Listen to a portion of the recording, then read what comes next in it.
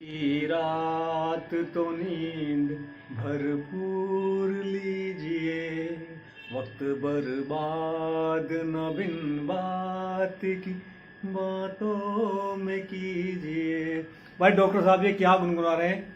Actually आज जो मैंने विषय लिया है वो लिया है स्लीपलेसनेस, नींद ना आने की बीमारी है लोगों को। लोग ये भी कॉमन सेंस नहीं लगाते कि कम से कम आज तो गूगल का ज़माना है, इंटरनेट का ज़माना है, कम से कम ये तो सर्च कर लें कि नींद ना आने से क्या कोई मर जाता है क्या, या कोई भयंकर बीमारी हो जाती है लगातार अगर नींद ना आए तो ऐसा हो सकता है। लेकिन कभी कभार अगर आपको नींद नहीं आ रही तो इतनी चिंता की विषय नहीं है।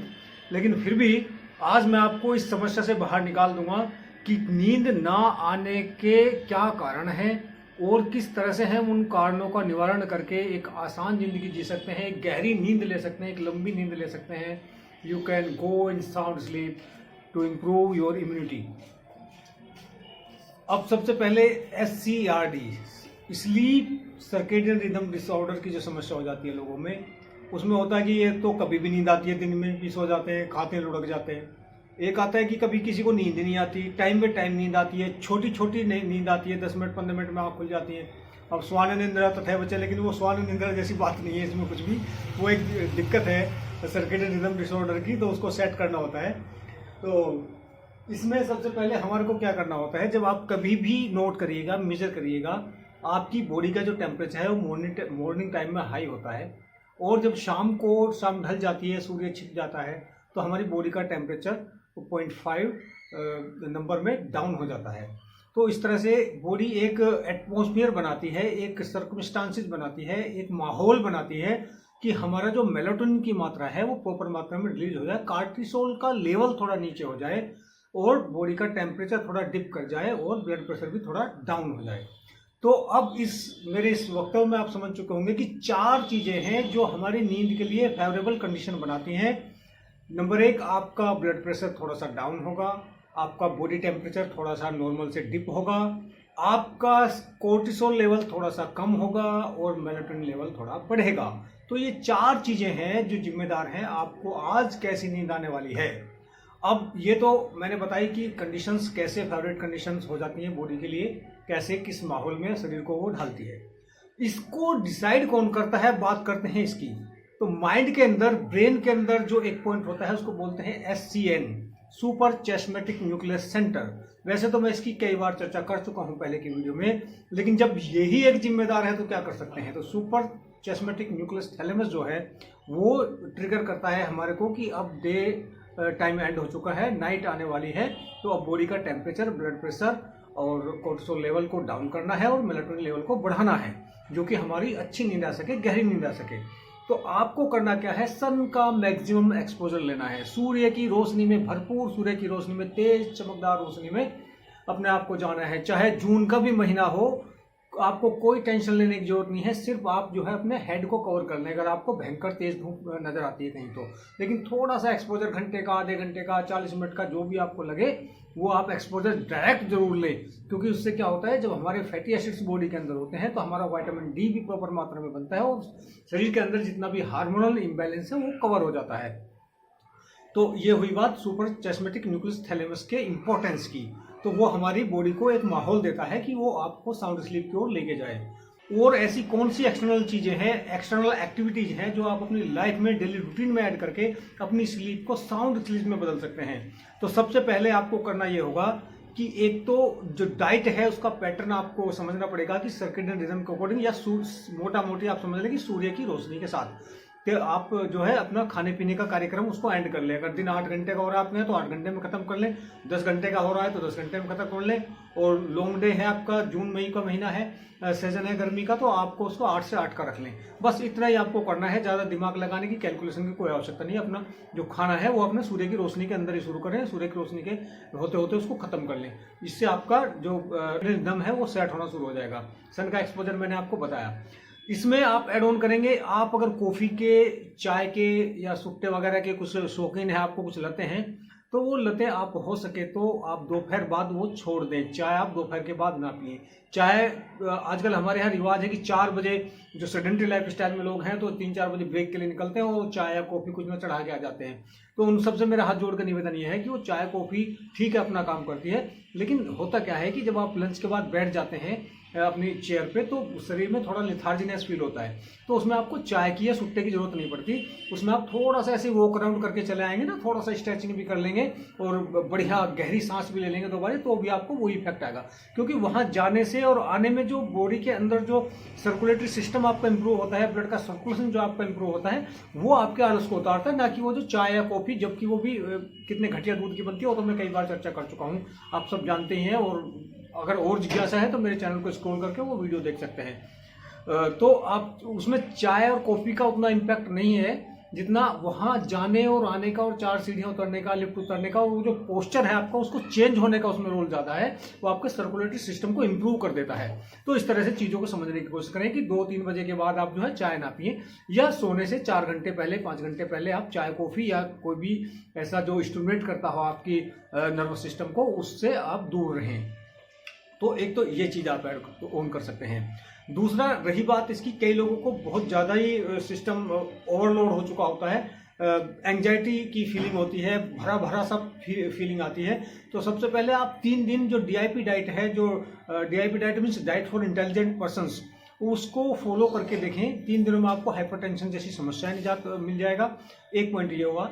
दूसरा पॉइंट, टेम्परेचर को आप यूज करके देखें। शाम को जब आप सोने जाते हैं तो उससे थोड़ा पहले, घंटा 1.5 घंटा पहले, आप lower leg hot water immersion technique का इस्तेमाल कर सकते हैं। LLHWI, lower leg hot water immersion technique इसको हम बोलते हैं। आप 40-42 डिग्री टेम्परेचर का पानी लीजिए, घुटने तक की आपके घरों में नहाने के लिए बाल्टी अक्सर होती है, तो उसमें आप गीजर ऑन करें, और जितना, या तो अगर थर्मामीटर है आपके पास, वाटर थर्मामीटर, तो आप उसको मेजर कर लें, 42 डिग्री मेंटेन, या जितना आप बर्दाश्त कर सकते हैं। चटक सा, तेज सा, एकदम ठंडा भी ना हो, गुनगुना, गुनगुना से थोड़ा चटक, जो आपको जलाए भी ना और आपको मतलब एक हीटिंग का इम्पैक्ट दे बॉडी पे। तो lower leg hot water immersion technique का इस्तेमाल करेंगे। उसको आप पानी को रखें, पानी के में अपने पैर घुटने तक डुबो कर रखेंगे। आप मसल्स आपकी उसमें डूबी रहे पानी में, और उसको आप मात्र 15 मिनट भी करेंगे तो बहुत ही शानदार रिजल्ट इसके आएंगे। होगा इससे ये कि बॉडी का जो टेम्परेचर है वो थोड़ा डाउन, थोड़ा अप हो जाएगा थोड़ी देर के लिए, और जैसे आप पैर निकालेंगे तो 10-5 मिनट में नॉर्मल होगा, वो डिप हो जाएगा। इससे क्या होगा, मेलाटोनिन सिक्रेशन के लिए जो फेवरेबल कंडीशन चाहिए वो बॉडी के अंदर आ जाएगी। जैसा कि मैं पहले बता चुका हूँ कि ब्लड प्रेशर आपका थोड़ा डाउन होना चाहिए और टेम्परेचर थोड़ा डाउन होना चाहिए। इससे क्या होगा, मेलाटोनिन का सिक्रेशन लेवल बढ़ जाएगा, कार्टिसोल का लेवल घट जाएगा, और आप एक गहरी नींद ले सकें, आप एक साउंड स्लीप ले सकेंगे। तो मुझे लगता है कि मैंने बगैर किसी पिल के आपकी समस्या को हील किया है इस वीडियो में। अगर आप कहीं भी इस वीडियो में कुछ भी कनेक्ट करते हैं तो आप जरूर वीडियो को लाइक करें, शेयर करें और चैनल को सब्सक्राइब कर लें। और अगर कोई भी डाउट आपके माइंड में अभी क्लियर नहीं हुआ है और आपको लगता है कि कुछ एडवांस हीलिंग की आवश्यकता आपको लगती है, और आपको लगता है कि आप वास्तव में किसी और गहरी समस्या में हैं, तो आप हमारा नंबर डायल कर सकते हैं, हमारे क्लिनिक पे विजिट कर सकते हैं। क्योंकि हम यहाँ जो करते हैं वो एक मैकेनिकल वे में करते हैं। जब आपने ये फेवरेबल कंडीशन अपनी बॉडी को प्रोवाइड करा दी हैं, तो आप सिर्फ एक चीज़ का और ध्यान रखेंगे कि जो आपका डिनर है वो लाइटर होना चाहिए, जो आपका ब्रेकफास्ट है वो सब्सटेंशियल होना चाहिए, जो आपका लंच है वो मॉडरेट होना चाहिए। बस यही मुझे आपको बताना था कि यही DIP डाइट का बेसिक पैटर्न है। बाकी अगर इससे आगे की आपको जानकारी चाहिए, आपकी जो डिजीज है वो क्रोनिक डिजीज में कन्वर्ट हो चुके हैं, तो आप हमारा नंबर डायल कर सकते हैं। 7 वेरिएंट हमारे यहाँ DIP डाइट के हैं, 8वां वेरिएंट जो है वो लिक्विड डाइट का है।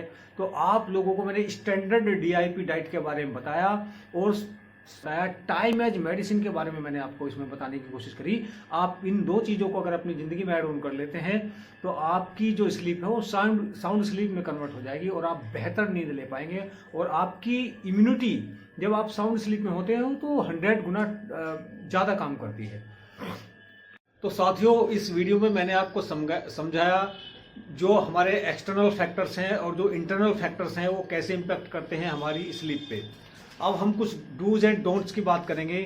तो डोंट्स की बात में सिर्फ इतना ही आता है कि आप सोने से 5 घंटे पहले एक्सटेंसिव वर्कआउट जो भी आपका है, जिम शिम आप जो जाते हो, कोई हैवी काम आप करते हैं, तो वो कम से कम 5 घंटे पहले या दिन में 3 बजे से पहले उसको निपटा लें आप।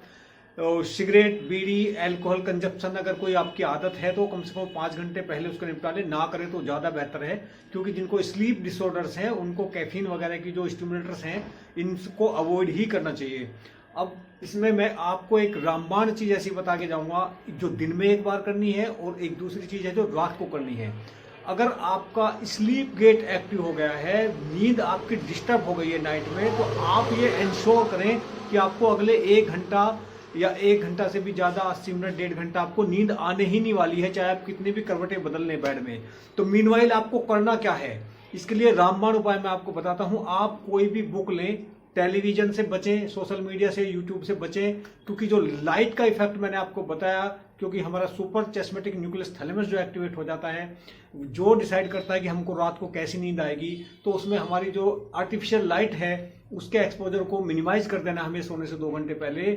और अब आर्टिफिशियल लाइट में मोबाइल की स्क्रीन, टीवी की स्क्रीन भी आती हैं जिनमें तो कई तरह के कलर्स का इफेक्ट आता है, तो उससे तो हमारा माइंड और कोर्टिसोल लेवल उसका बढ़ जाता है, मेलाटोनिन का लेवल आपका डाउन हो जाता है, जो नींद आने में डिस्टर्ब करता है। तो आपको करना क्या है, सबसे पहले आप कोई भी अपनी बुक उठा लें, अपनी पसंद की बुक उठा लें, अदर लैंग्वेज की, जो आपकी कॉमन लैंग्वेज है उस लैंग्वेज से दूसरी लैंग्वेज की जो आपको थोड़ी कम समझ में आती है।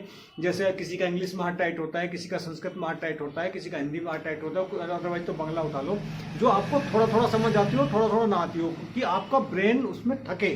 तो ऐसी आप कोई भी टॉपिक आप उठा लें। जैसे मेरे लिए मैथ थोड़ा सा क्रिटिकल है, तो अगर मेरे को मैथ की बुक दे दो तो मैं सो ही जाऊंगा अगले 5 मिनट में। तो आप भी ऐसे चूज करें और आप कोई बुक उठा लें और पढ़ें, और पढ़ते पढ़ते आपको नींद आ जाएगी। ये इंश्योर। रात के लिए आपके लिए मैंने ये बताया। दिन में आपको एक ही काम करना है, आप जो भी पैशन है आपका अपनी जिंदगी में, किसी को नाचना पसंद है, किसी को गाना पसंद है, किसी को खेलना पसंद है। अगर मैं अपना एग्जाम्पल लूँ तो मुझे अपने जो कुछ स्पोर्ट्स एक्टिविटीज हैं, अगर वो मुझे करने को मिल जाती है तो मेरे मन को शांति हो जाती है। तो आपकी जो इमोशनल इंटेंसिटी है वो आपकी फिलअप हो जाएगी अगर आप अपना पैशन वाला काम कर लेंगे दिन में, चाहे उसको आधा घंटा कर लें, चाहे 1 घंटा कर लें। तो मैं दिन में काम करने के लिए आपको यही रामबाण उपाय बताया कि अपना पैशन जरूर फॉलो करें, चाहे 1 घंटे के लिए, चाहे आधे घंटे के लिए। तो आपको मेंटल सेटिस्फैक्शन उससे मिलेगा और आपको साउंड स्लीप में मदद मिलेगी।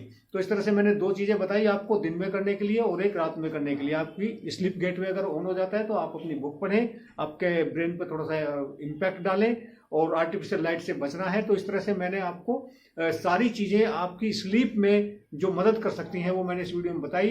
आप सब कहीं से भी इस वीडियो में थोड़ा भी कनेक्ट करते हैं तो वीडियो को लाइक कर दीजिए, शेयर कर दीजिए और चैनल को सब्सक्राइब कर लीजिए। हम जैसे लोगों का हौसला वर्धन कीजिए ताकि आप सबके लिए ऐसे ही ढूंढ ढूंढ के हम आपके जीवन में लाभ पहुंचाने वाली जानकारियां आप तक पहुंचाते रहें। तो इन्हीं शब्दों के साथ मैं अपने इस वीडियो को समाप्त करना चाहता हूं।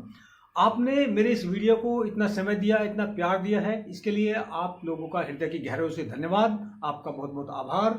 जय हिंद, जय भारत, जय आयुर्वेदा।